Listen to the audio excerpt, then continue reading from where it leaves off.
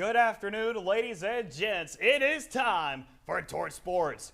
A big game day weekend is upon us, and we're glad to have you joining us for the ride. I'm Jeremy Knopf II, back again this week with Patrick Falcon, Luke Attell, and Luke Lamery. We have a special show planned for you today as the SEC opener for the Tennessee Volunteers. It is getting closer by the minute. The Georgia Bulldogs are on their way to Knoxville. So we'll get you set on this historic rivalry between these two conference foes and what this game means for both teams early in the season. And that's not all. Later on in this program, we'll be giving you updates on Lady Vols volleyball, men's and women's golf, and the latest headlines in the college football world. So, gentlemen, let's not waste any more time.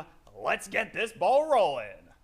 After starting red hot with a perfect 2-0 record and a top 15 ranking, the Tennessee Volunteers are prepping for their tallest task on the 2025 calendar.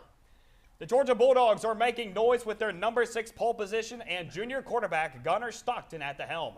The Bulldogs boast their 8-game winning streak against the Volunteers dating back to 2017, all those matches being won in double digits.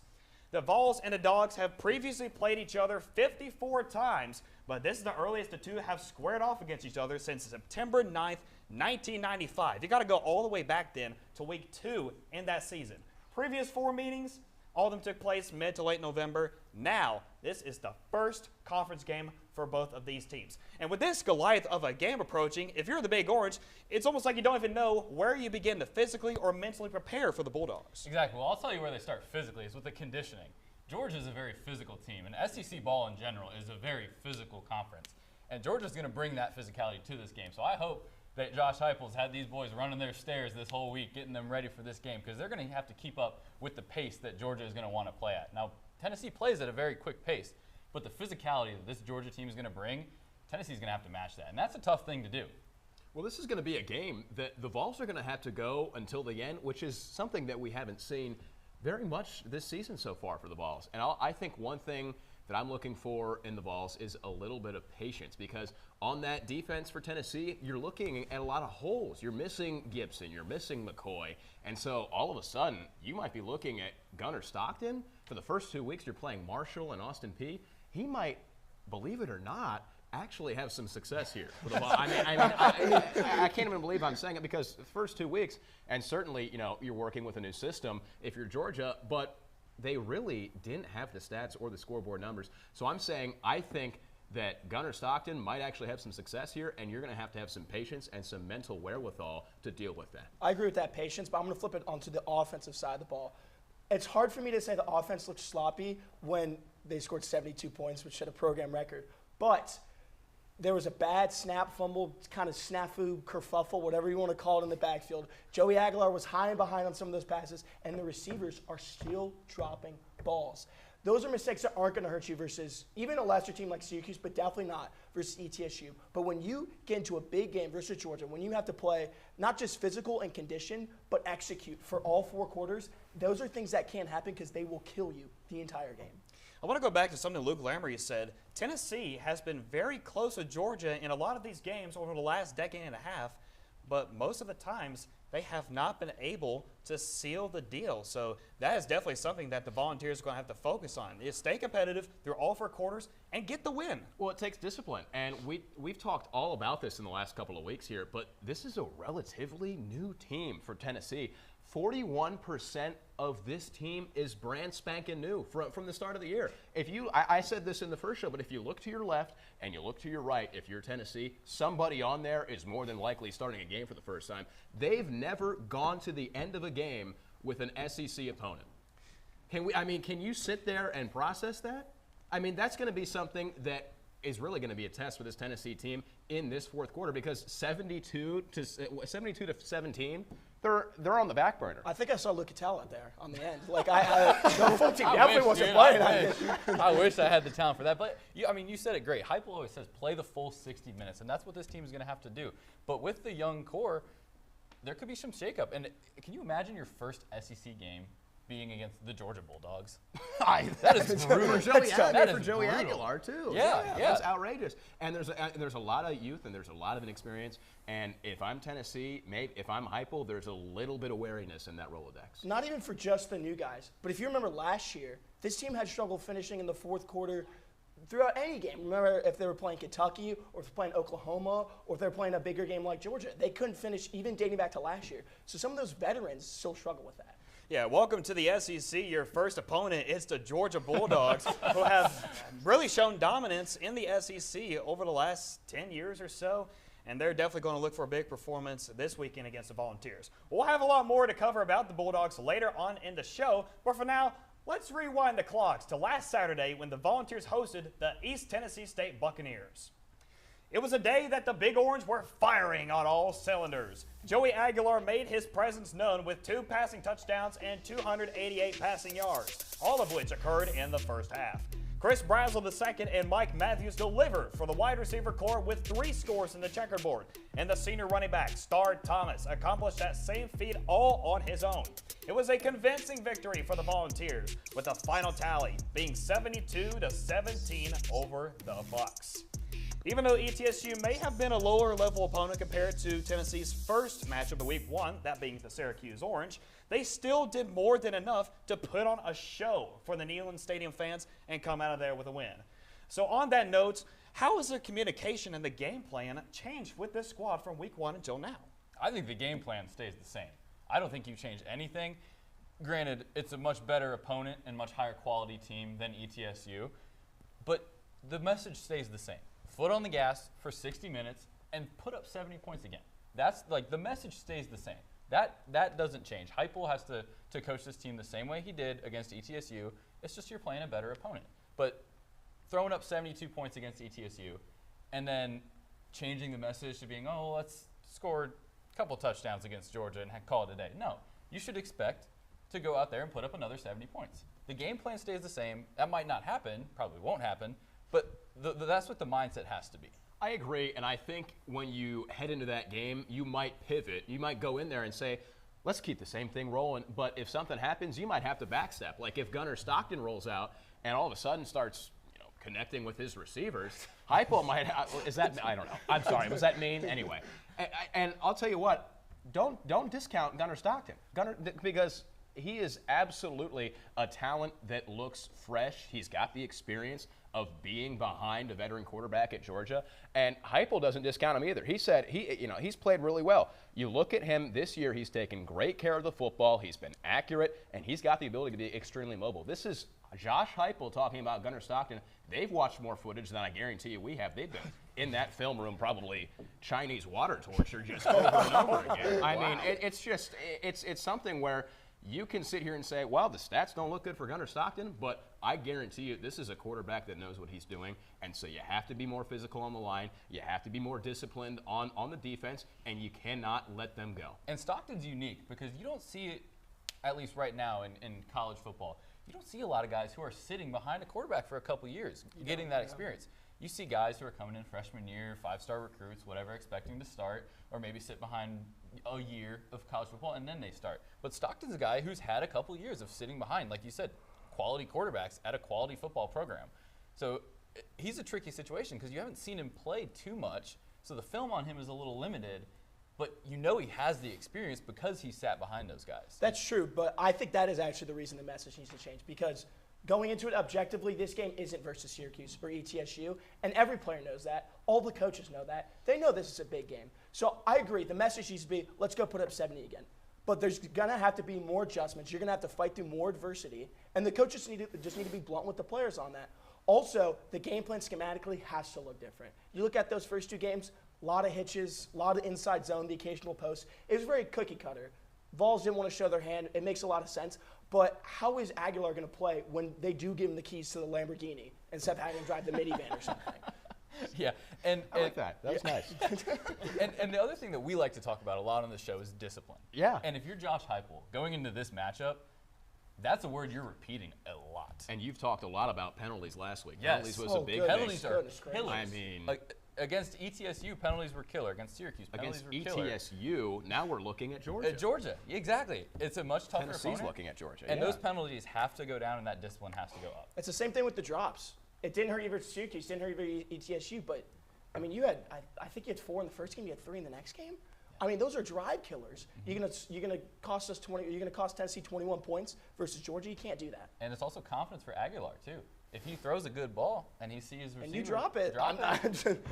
That's a bad look for him. And I know he probably doesn't think that way. He's got a lot of faith in his receivers. I would too. It's a great receiving core. But you can't help but shake the confidence because that's an incomplete pass. 100%. Yeah, that is right. Well, it was a big performance for the Volunteers in both Syracuse and ETSU, but one thing remains for certain, it still was an overall team effort. Everybody had to play a big role. They had to make a standout in this team, and it took a very big overall effort again. Let's see. Oh, my gosh.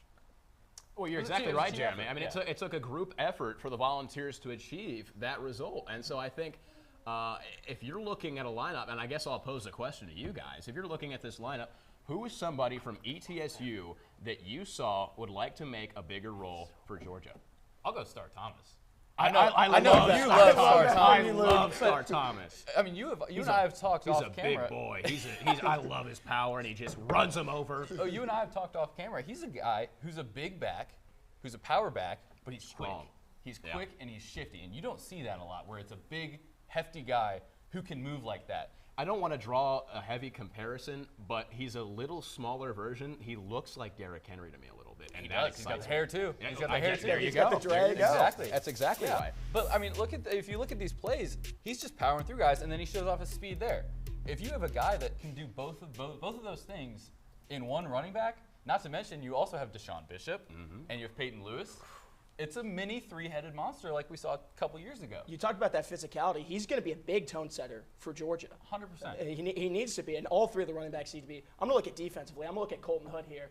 He had 5 pass defense all in the year, and he had 3 in that game versus Syracuse, which is a very talented Syracuse offense. I don't think they get enough credit for. And then he also had one of the coolest touchdowns I've seen for the Volunteers. I mean, that scoop and score. Let me tell you, man. But since McCoy and Gibson are out, he's needed to step up, and for him to rise to the occasion like that not only shows how much of a player he is, but how much of a leader he is on this defense, especially since he just transferred in from Colorado this past season. And you talk about Colton Hood, but Ty Redmond is another guy. There you go. Freshman. He's also got to step up. He's going to be key this game. Exactly. I mean, McCoy and Gibson, we'll talk a little bit about that in a little bit, but that's another great point.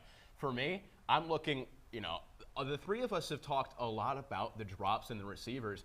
I'm not looking at a receiver. I'm looking at a tight end. We have not talked about the tight ends enough this season. Miles Kitselman is his 6th year. He's a transfer guy, and he's a big receiver. He's a big back. Tonka truck right there. I mean, look at him. He's like an 18-wheeler. Wham! Oh, well, he got tackled there. Anyway, but I'll tell you, he's a big guy, and we haven't seen a whole lot of them. And I think if your receivers are dropping these balls, if they aren't catching as much as Tennessee wants, throw it to the tight end, because there's a large majority of the time that your tight ends are going to catch that ball. And if they're not, and they're a tight end or they're dropping balls, they're not a tight end in my opinion. I mean, you have got to be reeling in those balls. 100%. And they're not long balls. They're post route. I mean, it's just, if you want the yardage, and we didn't see Nico do it, the Vols didn't see Nico do it a lot last year, target Kitselman, because he's gonna catch the ball.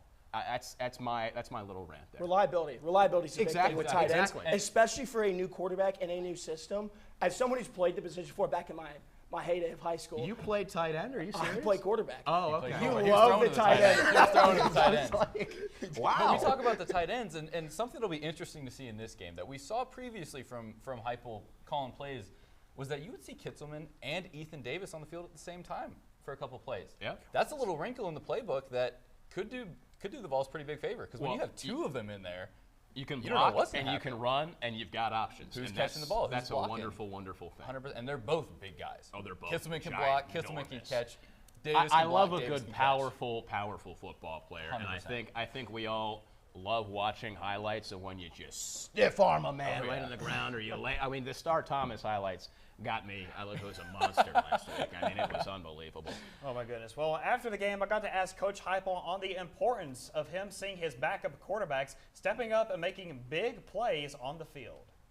With one room can never be one guy. Those guys fought hard and competed in a positive way throughout the course of training camp. Got an opportunity to go play. Did a good job there. The strength of one room can never be one guy. That was his remarks on him seeing his quarterbacks and other backup players, for that matter, making big plays on the field, just getting some playing time. And especially since this squad has a lot of difficulties with injuries and key players, there's going to be some players that have stepped up in the Syracuse and ETSU game that will also need to play a big role against Georgia. 100%. Like you said, team effort. Yep. You heard Heupel talk about it. That's the key to this game. Playing as a team. It's not about one player. This team has got to play as a complete football team.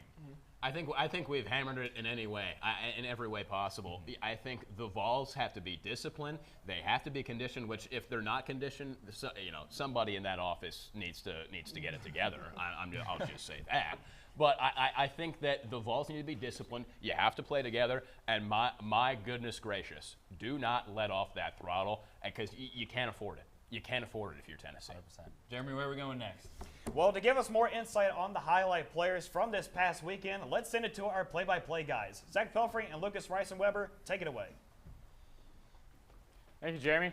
All right, let's start with the Tennessee offense. So one of the big things in this game is going to be the offensive line. As you can see in ETSU, I mean, they just split that hole. Right. Deshaun Bishop has a clear line, runs for 30, 40-yard gain. Big play for the Vols. When you allow someone like Deshaun Bishop, I mean, especially with that beast mode power, you can't let someone get that through the gap. Another thing, last week we were talking a lot about how Aguilar can use his legs. His ability to roll out of the pocket and throw downfield to his receiver. As you can see, Mike Matthews. It's caught. A lot of people were saying on social media, oh, if that was Georgia's cornerback, it was be picked off. I say you have to win that 50-50 ball. That's the difference in this game. Exactly. But then you look at the punt returns, you got Boo Carter, who this year has almost taken it to the house a couple times. I think this is great. He's showing his athletic ability. He shows he can bring it back, and that can be a game changer in a conference game, especially against Georgia. Those reps are very special for a game like ETSU to prepare you for a game like Georgia. Again, we see right here Josh Josephs off the left edge. He's going to come around and almost get a safety. I really don't know how they didn't call that a safety. It was almost a safety, but he's going to be a very big difference maker in this Georgia game. We're going to see it again right here. Again, he's going to come around unblocked on the edge and immediately cause a pass breakup. A whole hole in the offense. Yeah, exactly. And I mean, you can come down to whether that's a turnover or just loss on downs. I mean, it's going to happen. It's going to happen, Jeremy. You're going to see a lot of that in the game. Yes. Thank you, guys. We'll be right back with more Torch Sports in just a moment. But first, here's a glance of the rich history of the Tennessee-Georgia football rivalry. And then we'll come back to the preview of this next chapter between the Vols and the Dogs. Tennessee and Georgia started playing each other every year since 1992. In the 90s, the series was dominated by the Vols, winning 8 games straight. The Bulldogs snapped that streak, however, in 2000 with a 21-10 win over the Vols. In 2001, the number 6 ranked Tennessee Vols hosted the Georgia Bulldogs in Neyland Stadium. The game ended in a last-second game-winning Georgia touchdown. This game was deemed the Georgia Hobnail Boot.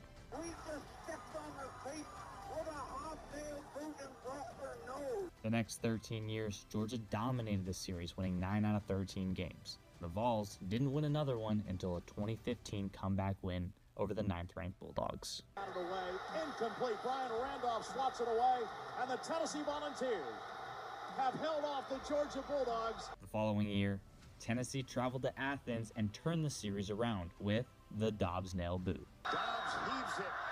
They're bunched up in the end zone. It's tipped up. It's caught. It is caught. Jerome Jennings. Since then, Tennessee has not defeated Georgia, losing each game by double digits. One painful loss for Tennessee fans after another. Welcome back to the show, everyone. The 55th edition of the Tennessee Volunteers and the Georgia Bulldogs is set for a primetime checker-kneeling environment that will officially commence tomorrow at 3:30 Eastern Time. Here to give you more about the players you can expect to see in this game and who may be out, here is Chance Jones to bring this game's injury report. What do you have, Chance? Thanks, guys. Looking ahead at this week's injury report, 3 Tennessee players are officially listed as out. Cornerbacks Jermod McCoy is still recovering from an ACL tear he received in January and has no projected return date at this time. And Ricky Gibson is also out with an injury he sustained in the season opener against Syracuse that has not yet been announced by the team, and he will miss an extended period of time. Defensive lineman David Hobbs will also miss this weekend's game due to an injury he sustained during fall camp. 4 players are listed as questionable for this weekend too. Defensive lineman Jackson Moy is dealing with an upper body injury he sustained in the season opener against Syracuse. And Tyree Weathersby is dealing with an unannounced injury that occurred during last week's game against ETSU. Right tackle David Sanders is recovering from an undisclosed injury he sustained in practice a few days before the season opener. and running back Hunter Barnes will also be out this weekend for an undisclosed reason. So the Vols are really keeping their cards close to the chest this weekend with these injury reports. Looking over at the Georgia Bulldogs, their tight end Ethan Barber is out with an ankle injury, and outside linebacker Chase Litton and wide receiver Thomas Blackshear are both out for undisclosed reasons. Offensive lineman Juan Gaston is listed as questionable with an ankle injury, and offensive tackle Ernest Green is listed as probable with a back injury. So the Bulldogs are not nearly as depleted as Tennessee is this early in the season, so look for their depth to have just a little bit of an edge this weekend. Back to you guys at the desk. Thank you very much, Chance. Despite these issues that the Volunteers are facing with key players and injuries, they're going to need to dial in on the Georgia Bulldogs this weekend because in his 10th season of coaching for the Red and Black, Kirby Smart knows how to bring out his best players when he needs them to most. And speaking of which, who is that guy? Who is that standout player for the Bulldogs that Kirby's going to need to step up against the Volunteers? That's Zachariah Branch. I think that's the easiest question to answer in my opinion. Zachariah Branch can be considered, and for my taste, one of the best wide receivers in college football right now. He is speedy. He has explosive plays. He averages 18.7 yards a catch. I did see that. I mean, 18.7 yards a catch. And I think it's only 6 receptions for him so far. It's outrageous. And he leads their team in yards caught. Receiving yards. That's a big number right there. He's a guy who, if you give him any open field, he's going to destroy you. And he's going to take advantage of that. And he's speedy. He can get past DBs, catch those deep balls. But he's dangerous on those little screen passes 100%. to catch it and then use his little shimmy move and get around guys and use his speed to go downfield. I see Lucas Howell shimmy move a lot out on the rec field. He's got a nice shimmy move. Don't let him fool you. I'm not fast. But Zachariah Branch is a guy that the Vols are going to really have to keep an eye on, especially with the DBs that are out, with Ricky Gibson and Jermod McCoy both being out. They're going to have to keep an eye on Zachariah Branch. Maybe keep an extra safety over by him, but he's going to be a guy that can really tear apart this defense. Patrick, mine's unpopular. I want to hear yours and then come back to me. So when you look at the history of this rivalry, the last 4 years, Heupel versus Smart, Heupel's 0-4. And Heupel averages 38.9 points per game at his tenure at Tennessee, 14.25 versus Georgia. So I think that impact player has to come on defense, and that's going to be Dalen Everett, their cornerback number 1. He had 3 pass deflections last year, 3 interceptions last year. Last year versus Texas alone, 1 pass offense, 3 interceptions, a forced fumble, a fumble recovery, and a sack. Jeez. So that's not only horns down, but this guy knows how to show up in big games, in big moments, and with this receiving core of Tennessee that really needs to step up, Dalen Everett is going to need to step up for Georgia, especially if they want to keep that trend going of holding Heupel to about 14 a game. Mine is vastly unpopular, but I'm going to look at this Georgia offensive line. They have not allowed a sack so far in this season. The rushing game, 216 yards in 2 games. They're a pretty solid offensive line, and I'll tell you what, they've been injured. So they're starting 2 different offensive lines right now. And so I'm looking at Monroe Freeling. He's 6'7", 315 pounds. Look at that. Wow. I mean, there's a great block in there. That's a big boy. I mean, that is a massive unit out on that line. Look at what he said about Tennessee. He said they love to come off the ball. They're strong rushers. They love the bull rush. They love contact. I guarantee you he's prepping for an absolutely stellar Tennessee defensive line that's going to come out swinging because they know Gunnar Stockton hasn't had a whole lot of pressure this season. And so I guarantee you that line, they're going to try to block for the rushers, but they're also really on their heels with this defensive line. In the past 4 years, Tennessee 0 sacks on Georgia. Wow. Last year, I think the offensive line and Carson Beck were having a barbecue back there. I mean, they had their feet kicked up. They were on a beach doing something. They didn't have to block. So I think if they keep that up, they have a great chance to win this game. That's something that Tennessee's definitely looking to attack. Well, and that's going to be a key for both teams, I feel like, too, that offensive line. I would agree. Both of these quarterbacks need to be protected. Absolutely. And so whoever does a better job of that, I think is going to have a better chance to win. If you're Tennessee, you can't hurt Joey Football. I mean, he's on lockdown like Fort Knox. He's the golden boy. I won't doubt it. I mean, you've got to be stellar on that line. I really on both sides. So I like that point, Luke. Well, regardless if you're a Volunteer or a Bulldog and you're in this game, you know how important this game is. You know how much this rivalry means to both programs. It is a storied rivalry between the Bulldogs and Volunteers that is filled with wow moments and iconic game-winning plays such as this one from the last time the Volunteers defeated the Bulldogs in 2016. It is the Hail Mary touchdown in Athens from Joshua Dobbs to Jawan Jennings. Let's take a look.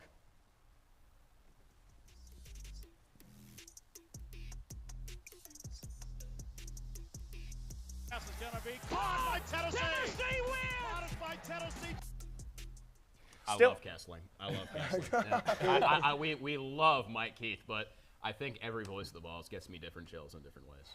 Absolutely. Bob Kessling, a legendary commentator in the sport, and still to this day, that one play brings college football fans chills, excitement, drama, all the emotions. And I'm sure that this time around, Coach Heupel is looking for somebody else to not only play a big role in potentially ending this losing streak, but to also rekindle that same magic from 9 years ago. Exactly. Patrick, who do you think he's going to be looking at in this one? I mean, if we're talking about magic, we're talking about excitement. Where else can we go but Bukata? I mean, did you see his punt return last week? A 40-yard punt return last week. He had a 26-yarder last year versus Georgia to set the Vols up in field goal range. This year, I think if he can put them in good field position on those punt returns as that dynamic athlete he is, hit a little Luke Cattell or Zachariah Branch shimmy, whatever you want to call it, hit one of the two. But if he can get a couple breaks on those punt returns, that could be big for the Vols to get an extra leg up in field position. Also on defense, he only played 27 snaps versus Syracuse. So he's not out. We haven't seen him out there the whole time as we would when he's full strength for these games.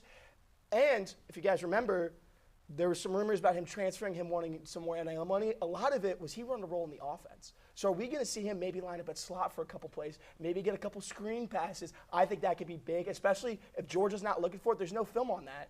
So that could be a big wrinkle that Tennessee will have. Exactly. That's a great point because I feel like a lot of fans, like you said, they heard that Boo Carter might be trotting out with the offense this season.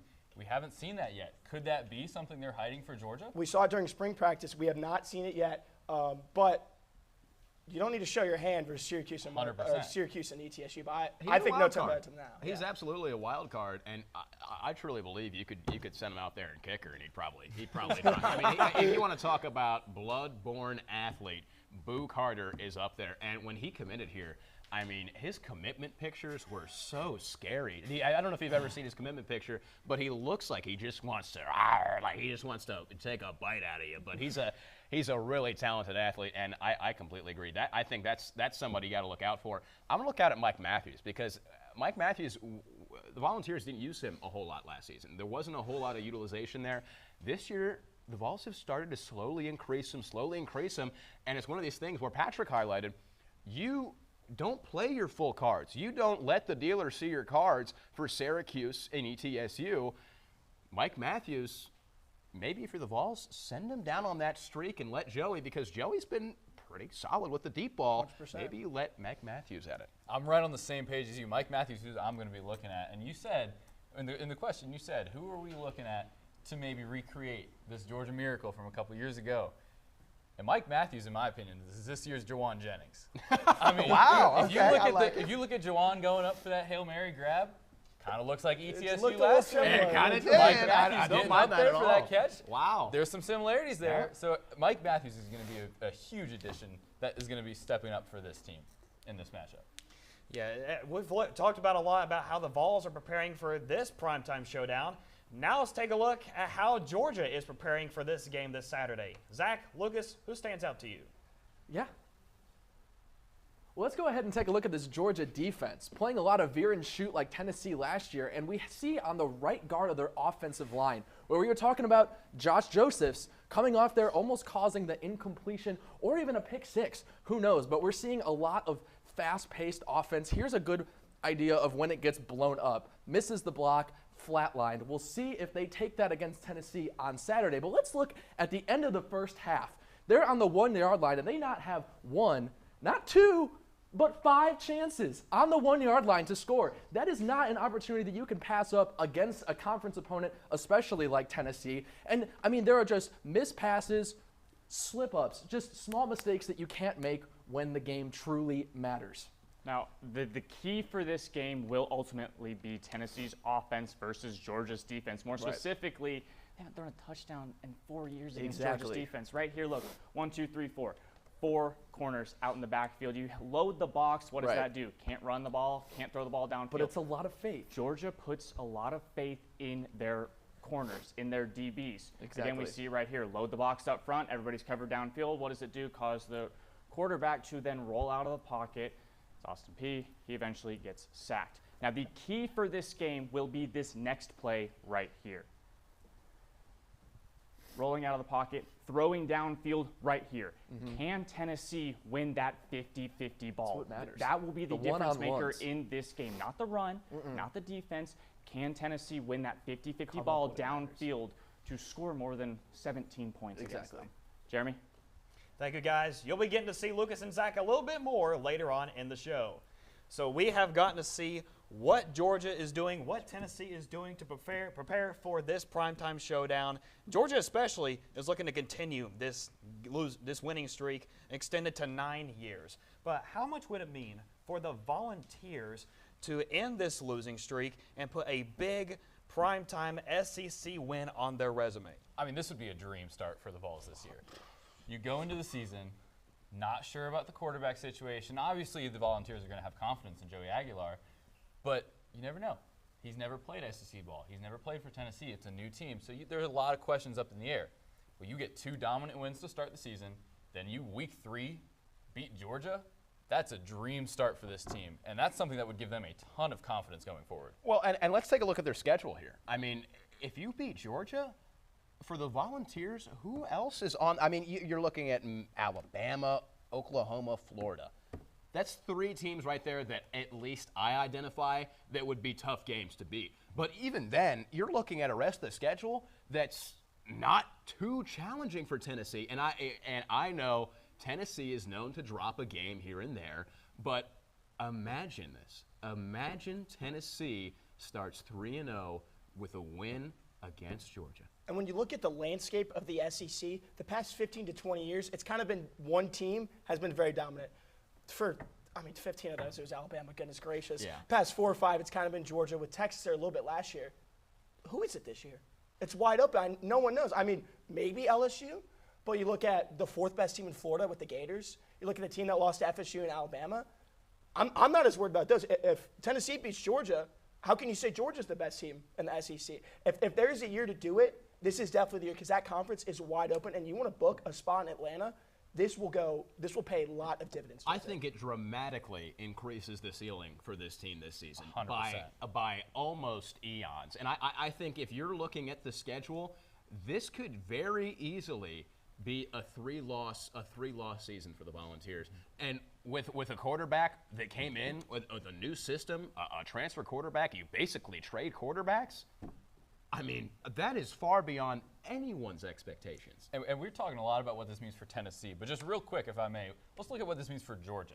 That's true. If Georgia loses this game, you talked about Tennessee's schedule, their next game is Alabama at Georgia. So you come off a loss to the Volunteers. Granted, you go back home and you're in front of your home crowd, but you're playing Alabama back-to-back weeks, a little less confidence now that you lost to Tennessee. That would be detrimental for them as well. Absolutely, and you're talking about 2 weeks where you're playing a full 4 quarters. Without a doubt in my mind, you're going to that end of that quarter. You're in a fist fight. You're in a fist fight for 60 minutes. I don't care what Alabama team it is. You are definitely in a fist fight. But for Tennessee, you beat Georgia, who can't you beat? And how much pride would it bring the school? I'm tired of losing that ugly Bulldog mascot. I'm tired of it. That dog hobbling around, waddling because he That dog is ugly. That dog is ugly, in the words of Lee Corso. But, I mean, I need Smokey out there. I need more coverage of him, but you can't give it to Smokey on the desk. Can we do that? Can we do that? It doesn't even have to be one of the two. I mean, we know we interchange the Smokies. Get one, the old one or the new one. I don't know. Let's have them on the desk. Well, that would become the greatest episode of all time. That would. By far. Well, regardless of who wins this game, if it's the Bulldogs or the Volunteers, you got to be feeling pretty good about the rest of the season, because now you're talking about conference championship, playoffs. So big implications on this game already in week 3. And we'll have our last-minute thoughts and picks for this contest later on in the show. But when we come back, a different group will be present here at the desk to discuss what has occurred with the Volunteers and other sports and more. For now, sit back and enjoy this inside look at Vamos Vols, featuring the Spanish voice of the Vols, Carlos Lopez. You know, Vamos Vols is not about me. Vamos Vols is about all those countries that are being represented within Tennessee athletics.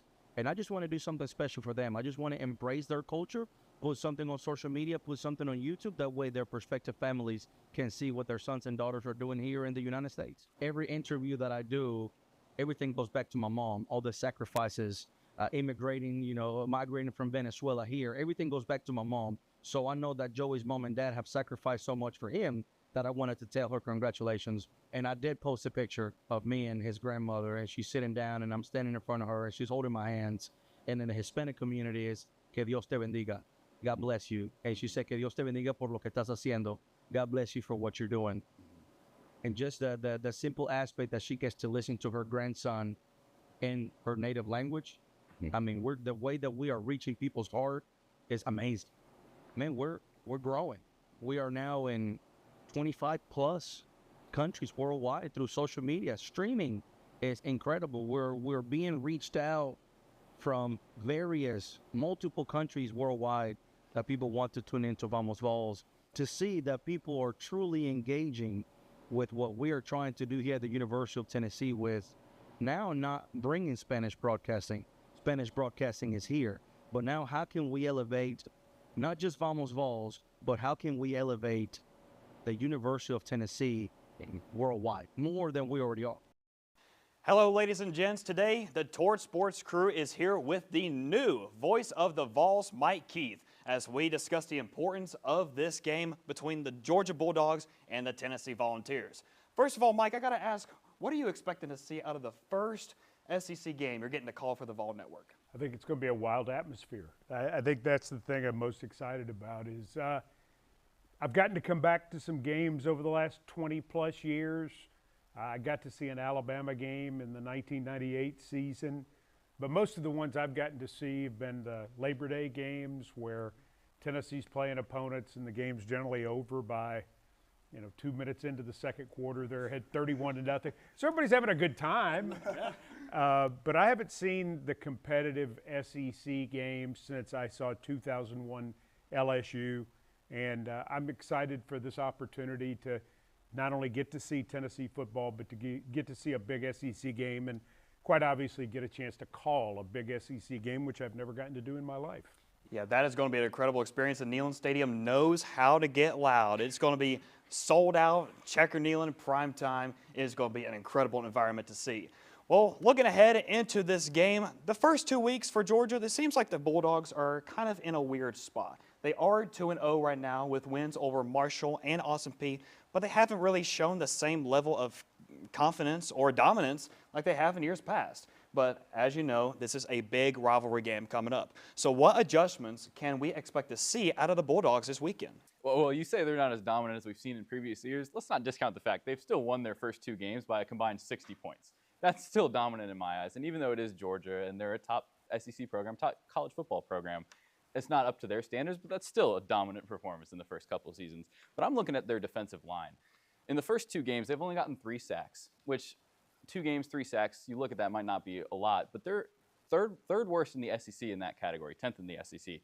And Tennessee's had 8 sacks this season. So when you look at the comparison of the D-lines up to the Georgia standard like you were talking about, 3 sacks is not what they're looking for. So I think especially with a guy who like Aguilar, who's looked so confident so far this season through the first 2 games, it's going to be important for them to put pressure on Aguilar really early to get him in that uncomfortable spot.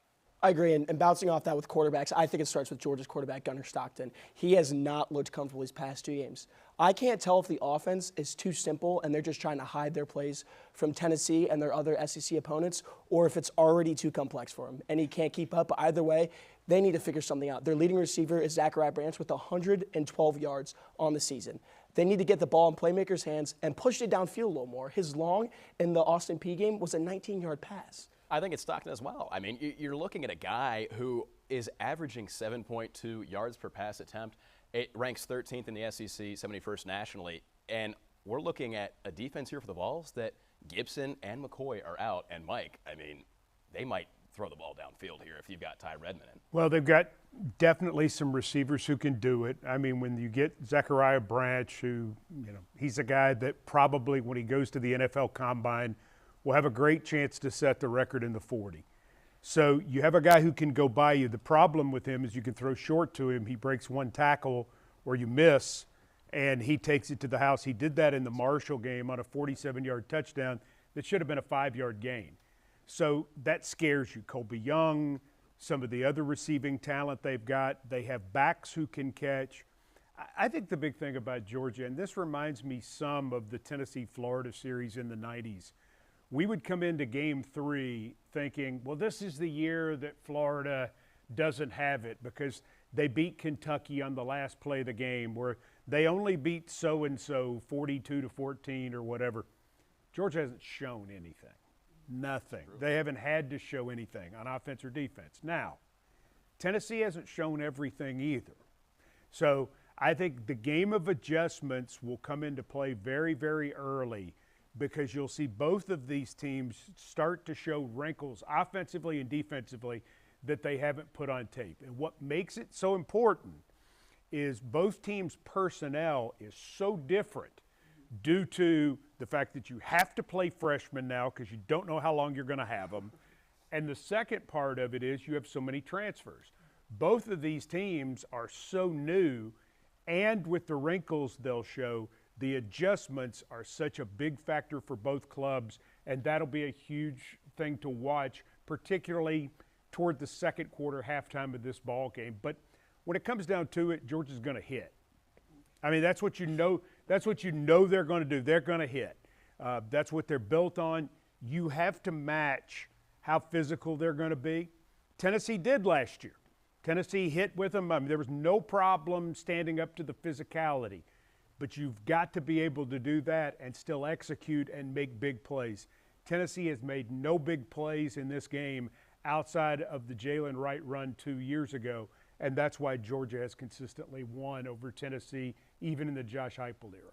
And if I can just quickly go back to the Stockton-Aguilar debate, too, this is Aguilar's first big game, first SEC game. Stockton has experience playing in the playoffs. He does. I mean, albeit not a ton of experience, but he's got a little edge over Aguilar in the experience playing in big games category. But it was on a neutral site. It was not Neyland. That's for sure. He has not done this. So you're right. I mean, Joey's got 26 starts, and you're like, oh, he has the experience edge. He does, but he's never seen anything like what he's going to see on Saturday at 3:30. The flip side is, while Gunnar has started in a CFP quarterfinal, it's just not the same intensity in terms of walking into one of the elite SEC houses where you are going to get it from the minute that you get onto the field. Communications, such a big factor. Now, the one thing about Gunnar Stockton is 4 years in the Georgia program. He's been everywhere. He's seen everything.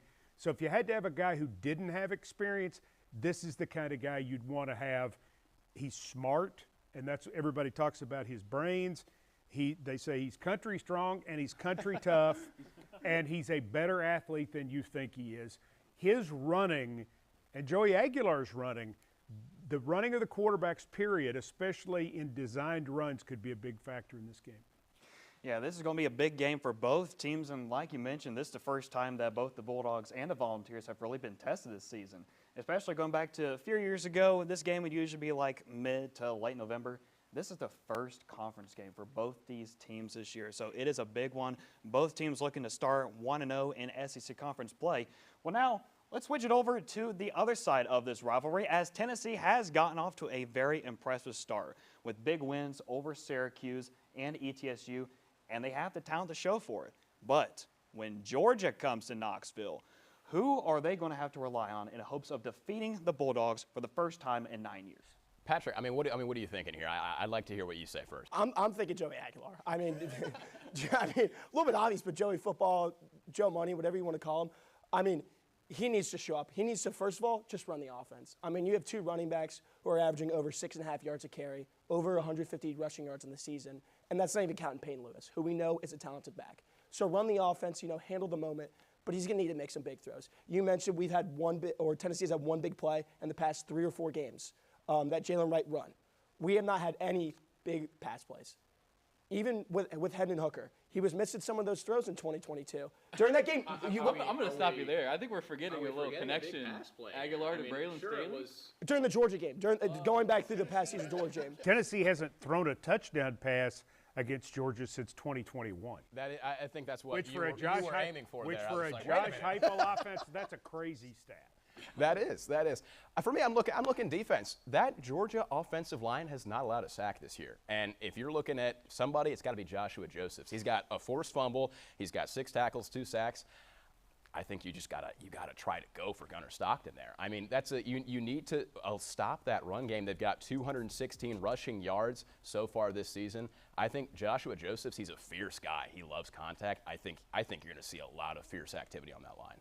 Yeah, and the defensive line is a point for both teams. Like I mentioned earlier, Georgia's going to be trying to put pressure on Aguilar. Tennessee's going to try and double that pressure on Gunnar Stockton. So that's kind of in the trenches where these SEC games are won or lost. And so that's a fantastic point. But I'm going to play off of what you said. I'm going to say the receiving core is what Tennessee is going to need to kind of step up in this game. We talked about it last week. Aguilar can throw the ball. We've seen that. But the receivers have to catch it. It's just important to catch the ball as it is to throw the ball. And this is a young receiving core that a lot of them haven't played in these big SEC games, just like Aguilar. So I think it's going to be important for them to kind of step up in that role as well and make the plays for that side. Well, I'll tell you, Kitzelman's old, though. I mean, you're looking at receivers, but I mean, tight end-wise, Kitzelman is in his 6th year. He's a guy that's got experience. He's seen, he's a transfer. He knows what this lineup looks like, and he's also leading a young tight end class. How about you, Mike? Who's going to stand out to you in this game? I think the receivers are a really good point. I mean, they have been manhandled in this game in the last 4 years, and that's something you can't let happen. Are they going to call holding? Are they going to call pass interference? We don't know. But what we do know is Georgia wants to play physical with you. They want to play physical at the line, and they're going to beat you up down the field. You got to find a way to get open, and in tight spaces, you've got to make the catches. You've got to win the 50-50 balls in a game like this.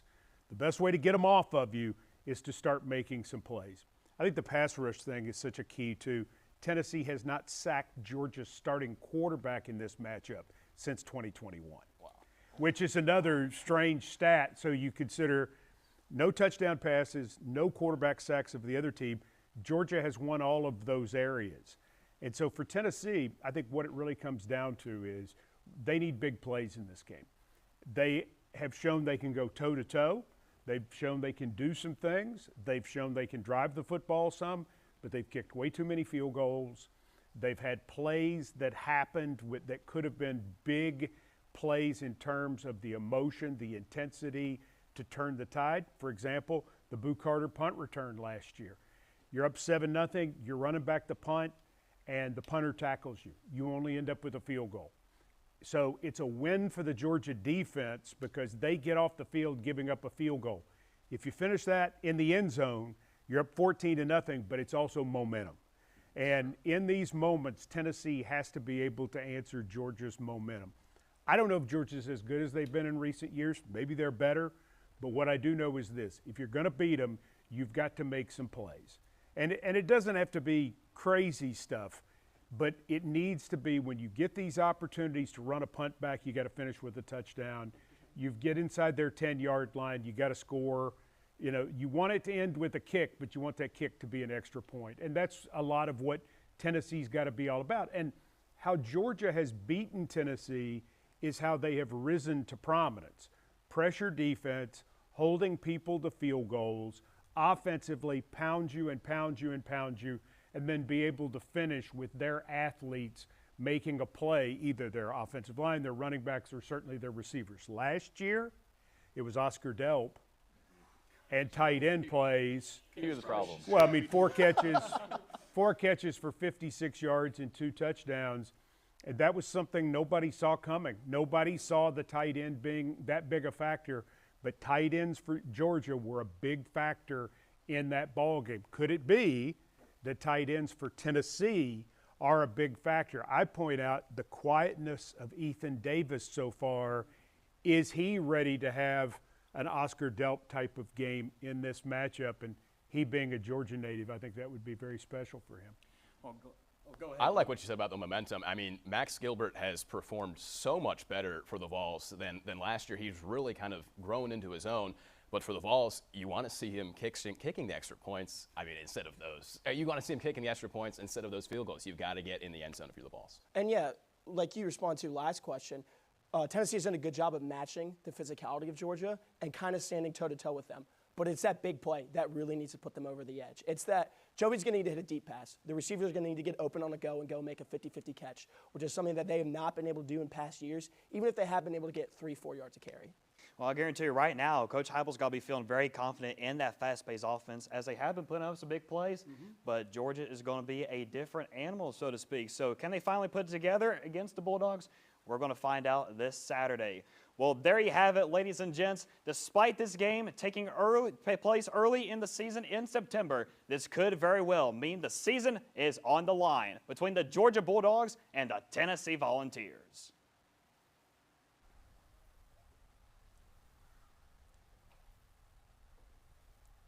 Welcome back to Torch Sports. I'm your host, Jordan Smitherman, along with Lauren Gempler, Jack Lennon, and making his on-camera debut, Taylor Langford. Honored. Tennessee is living up to its everything school mantra, and we're going to dive right in. Starting with golf. Both teams have been swinging into the season strong. Jack, give us the latest. Yeah, and there is a lot of the latest. You take a look at this men's team first to open the season. They are number 13 ranked preseason. They won the Visit Knoxville Collegiate Open. That's a big tournament in such an early part of the season. Lance Simpson, who's a redshirt senior, ranked as the 22nd nationally ranked amateur. He shoots -5 on the tournament. He's a preseason All-American second team. We'll see if he can continue that and live up to that standard that the rankers have put on him.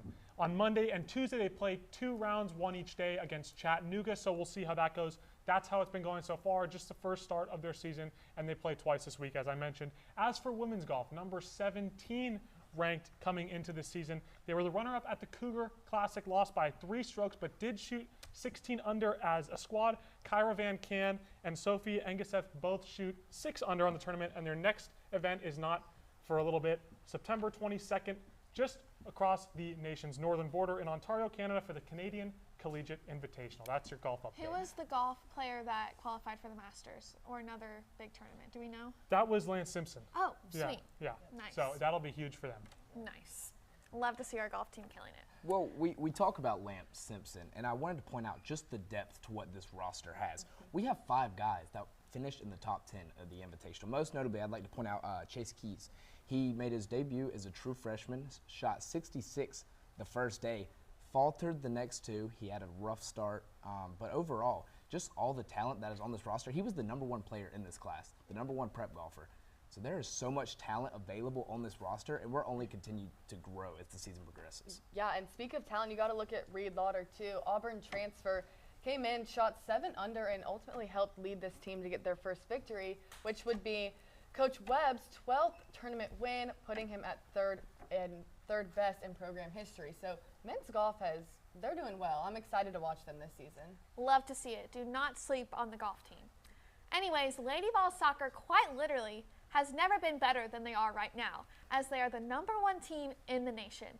That leads me to ask you, Taylor, how can the Lady Vols keep this up? Well, let's not pass up on the fact that this is the first time in program history that we are #1. I mean, this is huge. And how we keep this going, the offense has to get the ball running. The defense has been so good. I'd like to point out goalkeeper sophomore Kaden Norris. Last year in her 6 starts, she had 4 goals allowed and 14 saves. This year, through 6 games, she's had 18 saves already. She's a huge part of this defense, but the offense, we have had 24 shots in the past 2 games and only 2 goals. Granted, you played a number 10 ranked Memphis team, which is a hard opponent, but at the same time, before that, you had 37 shots on goal and 6 goals. So we have to get that offense ball rolling. Yeah, I agree. The offense has got to step up, and you look, the game last week against Memphis and the Sunday game, Shay O'Rourke was not in for those 2 games, and you could see there was a difference in that goal scoring. And I think this Lady Vols team is going to need someone now to step up, who's going to be a playmaker, who's going to be aggressive, who's going to go and attack the goal and not be afraid to make shots, especially as you head into SEC play starting tonight. I mean, you've got to be able to be at your best, make plays, and not be afraid of the goal. You have to be aggressive and play physical at that level. But I'm not going to let you pass up on goalie Ali Zazara, because she came in Sunday for senior day, and she kept that shutout streak alive. So you got to credit her a little bit. No, absolutely, I agree with you. I'm going to push back a little bit on the narrative about the offense. I think this offense has done enough to support the fantastic defense. I agree. And that is what they really need to do. You've got to think of it like baseball, right? The champions of baseball is typically a team that has great pitching and timely hitting. It applies to all sports. Football, great defense, timely offense. You look at the Chiefs last year. They won 15 games. Their offense wasn't lights out, but their defense was fantastic. And their offense did what they needed to do to support a great defense. So for this Lady Vols soccer team, which is ranked #1 in the country, I would argue, like you guys said, because of their defense, as long as their offense is doing enough to support the shutouts they've been putting up and the defense continues to do what it's been doing, I think they'll be just fine. I agree, because at the end of the day, a win is a win, and no matter how you get it. And we're at the top, so hopefully we can, or the Vols can stay there for a little bit. Yes. Also, big upset in Florida last weekend as former Vols offensive coordinator turned USF head coach Alex Golish led USF to an 18-16 win against Florida in the Swamp. Winning in the Swamp is something the Vols have not done since the year I was born in 2003. Wow. I know. Long time. Looking back at that matchup and looking ahead to when Tennessee plays Florida, what can Tennessee take from USF to get their first win in the Swamp in decades? Jack, I'm going to start with you. It's very simple for me. Allow Florida to screw up, because they will. That's just the reality. Look at this team. It's very young. They lost the turnover battle 1-0. That extra possession absolutely cost them the game. Sloppy mistakes. That's safety. They lost by 2 points. That cost them the game. Florida beat themselves in this game. That's not to say USF did not have a great performance. They absolutely did in a very hostile and unwelcoming environment. But you lose by 2 points if you're Florida. You won the time of position. You won the line of scrimmage. You averaged 4.3 yards per carry. Those are great recipes to win the game. You control the ball. You run the ball well. But they lost the turnover battle, and they shot themselves in the foot. If Tennessee can just allow them to do that, allow Florida to mess up, you'll win the game. Now, see, but also I feel like the Vols, they go in there and they think about all that, but the environment in the Swamp just gets them, and it has for 20 years. Listen, but I agree with you, and Florida was a little sloppy, especially on the defensive side. But when the volunteer football schedule came out, and we all see that Tennessee has to go to the Swamp in late November, it has the potential to be a night game. That is not Florida and South Florida playing the Swamp second game of the season. A Tennessee-Florida rivalry game late in November in the Swamp has different standards. Yeah. You know, that's a tough place to go play. Clearly, we haven't won in quite some time. Yeah. So, yes, there are things that Tennessee can learn from USF, especially with having the offensive coordinator and Josh Heupel have worked together, all the things. It just makes me nervous. And this game, we still have 2 more months. Tennessee and Florida have 2 more months to prepare to go and play this big rivalry game. And so, yes, Florida was sloppy. You cannot sit here and tell me that they are not studying this film and trying to fix every single mistake, Of course because they are. But Tennessee is too. Both teams will get better on both sides, but Tennessee's going to have to go out there and execute. But Florida still has 2 months to continue to shoot themselves in the foot. They play LSU this week. Don't act like that's going to go any better than it did against USF. I mean, that's a much tougher school to play. No, I agree. But you're sending this volunteer football team to the Swamp. It's always going to make me nervous to have to play in the Swamp. But by then, they might be 2-6 or 2-7 because their schedule's not lightening up. It's just not. It's a rivalry game, Jack. It's different. Things can happen. They can happen, but I'm saying Florida's not going to be positioned to make the playoffs by the time that game rolls around. And Tennessee very well could be. We'll see by the end of this weekend, but and also, very well could be. I'm just saying Tennessee can take things that they can learn from USF to take in November in the Swamp. Yeah. Because if USF can beat Florida, then we surely can, or Tennessee surely can. Taylor, do you have any thoughts? Yeah, personally, this loss does not change a thing for Tennessee. Number one, like you said, it is 2 months down the road. A lot can happen. Their next 5 games are at LSU, at Miami, Texas in the Swamp, at Texas A&M, and a Mississippi State team that just took down the 12th-ranked Arizona State. This team has plenty of time for correction. Lagway is still a young quarterback who is still making those young quarterback mistakes, and you see it very evidently. They also had 11 penalties for 103 yards. That is huge. That is something that Bill Napier is going to want to clean up, and he is going to want to do that fast. Their schedule is awful. They have 2 teams that are not ranked for the rest of the season. For Tennessee, you have to stay focused on the moment, but nothing changes. Billy Napier's going to want to clean it up, but it's Billy Napier. Is he going to clean it up? I don't think so. I think you look at that schedule that you just read off, and that just gives me even more of an impression that Florida has so much time for self-inflicted wounds, and they're going to. And we can circle back to this once Tennessee actually plays Florida and see how our thoughts age. But that is all we have for you today. Make sure to stick around after the break for the Football Cruise game picks. I wonder if you know that I'm the best for you. I know you're going through a lot. I wonder if you know that the big homie needs help too. You can't just rebound from everything.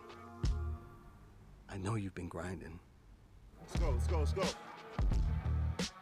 But how long will you fight solo? I wonder if you know that we can get help. I wonder why we waited so long.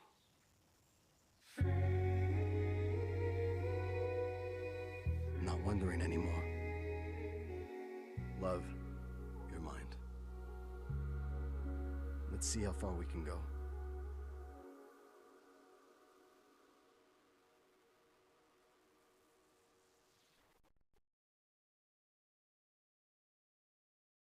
La esperanza ha sido parte de mi recuperación porque a veces era lo único que tenía. Fue solamente cuando entré en recuperación que quizás recordé mis pasiones, pero creo que lo más importante es en la manera de que la vida puede comenzar nuevamente.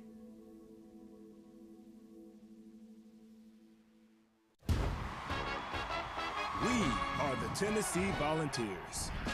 People who create connections, push boundaries, do the research that changes lives.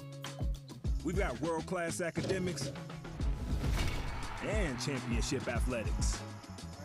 To be the best, you gotta learn from the best. And if you wanna lead, you gotta light the way. We've got what it takes. It takes a volunteer. Well, welcome back to the Torch Sports Desk, everyone. Before we close this out, I have one more tough question to ask everybody here.